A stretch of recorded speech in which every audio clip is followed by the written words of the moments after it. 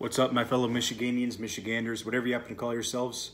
Welcome to Wolverine State Sports Talk, and just got done watching that football game. Well, combination of a football game and a weather broadcast. That was so frustrating. My gosh, I was about ready to punch a hole through this TV, but we won't talk about that. We'll just talk about the game. So, overall, very positive night, but let me get the rotten eggs out of the way first. The biggest storyline of this game was going to be Jameson Williams, and it ultimately is. You know, you got to make that catch. It's that simple. I was really disappointed, but I'm still not worried about him. I'm not losing any faith in him, and quite frankly, I think people are hitting the panic button way too quickly.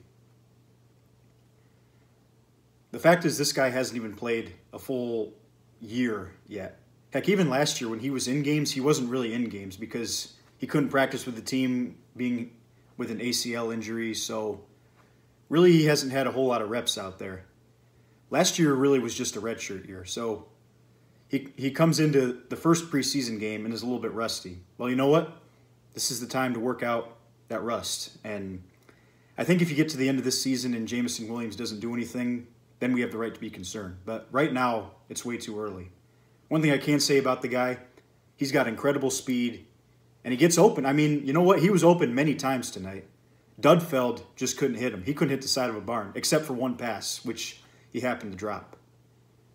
But I really want to see Williams play with Bridgewater because I think he'll get a lot more opportunities with Bridgewater at quarterback. Bridgewater can deliver accurate throws. Heck, maybe even Adrian Martinez can make some plays with Jameson Williams. So I think you might need to get Jameson a new quarterback to play with because Dudfeld couldn't hit the side of a barn. And no, that pass was way behind Jameson Williams. People are saying, he should have leapt 20 feet in the air and gotten it. That ball was nowhere close, and there were 4 defenders around him. Like, come on, guys. Be real. So, too early to panic on Jameson Williams. I still think his potential is very, very high, and tonight didn't change that. And you know what? He made a really nice catch after that. So, his head was still in the game. He didn't pout or shout. Still made some plays, which were very important. Now let's get to some of the positives. I got to say, we have so much depth at so many positions, especially defensive end. The star of the game tonight was Julian Orkwara. I'd give him the game ball. You know, he could have been really disappointed playing third-team defense, you know, late in the fourth quarter. Usually those are guys that you were thinking about cutting. Well, Orkwara made the most of his opportunities. Got 3 sacks, got pressure on many plays. Heck, there was one time he blew off the line and didn't even get touched by the offensive tackle. That was really impressive. And you know what? I think we're just going to have to be absolutely loaded at defensive end, and I love it. It's going to be great, too, because we can put both the Orkwara brothers in the game. We can put Paschal in the game. And you know what that means? Hutchinson isn't going to be exhausted by the fourth quarter. He's going to be fresh while these tackles have their hands on their knees and they're sweating and tired. That's going to help us close football games. I think that's a part of the game that's very, very underlooked. So we got so much depth right there. Tight end, we have a lot of depth, too. My gosh. I got to say, being a Virginia Tech guy, I think James Mitchell, I think he's going to surprise some of you guys. Last year was kind of a redshirt year for him, kind of like Jameson Williams because, you know, Mitchell was injured. But I can say this at Virginia Tech, he always got open and he always got away from linebackers. They seem to have a really hard time covering him, especially on that crossing pattern. Well, Mitchell gets to the NFL, and in this first preseason game, he is a terror. I mean, he made 3 big catches tonight. So I think he could really be something big, you know. And then obviously we got Laporta as well. Laporta, that was a disappointing drop, but he did a nice job blocking tonight. And yet again, it's the first game. If there's any game to work out some of those kinks, it's this one. You know, Brock Wright had a nice catch. So, I mean, we got depth there too. The second team offensive line, you know, as much as we're concerned about the tackle position, they did a nice job tonight. I know it was against second teamers for the Giants, but still, everyone came to play. Everyone came ready, and I think that says a lot about Dan Campbell, and it says a lot about this organization.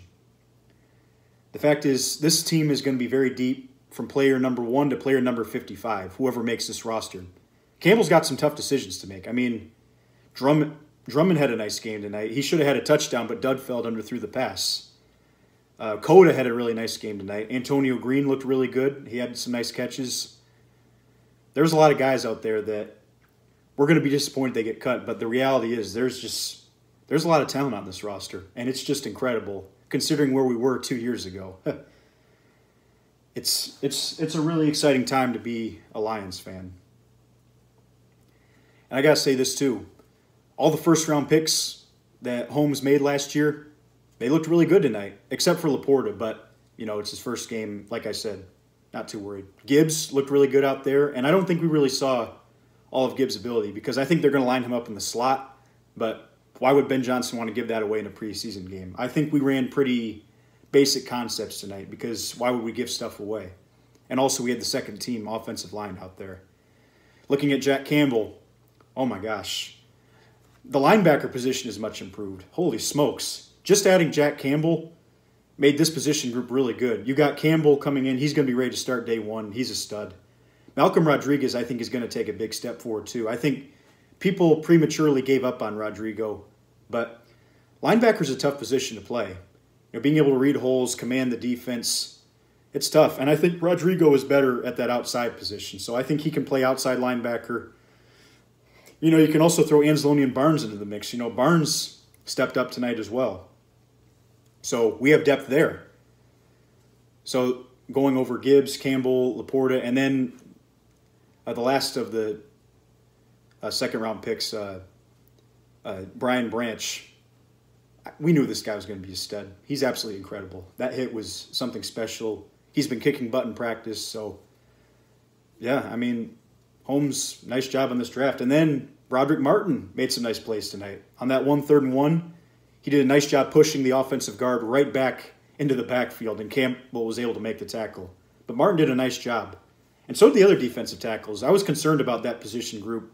But Buggs had a nice game. He made some pressures. Jones had a sack. Defensive line is absolutely loaded, really all across the board. And my gosh, if we're not weak at defensive tackle, what position are we weak at? Maybe wide receiver? Even then, we still got St. Brown, and yeah, I'm really excited about this team. And the fact that we have so many guys that can step up and make plays says a lot about the way things have changed, and it's really refreshing. So this is a great game tonight for the Lions.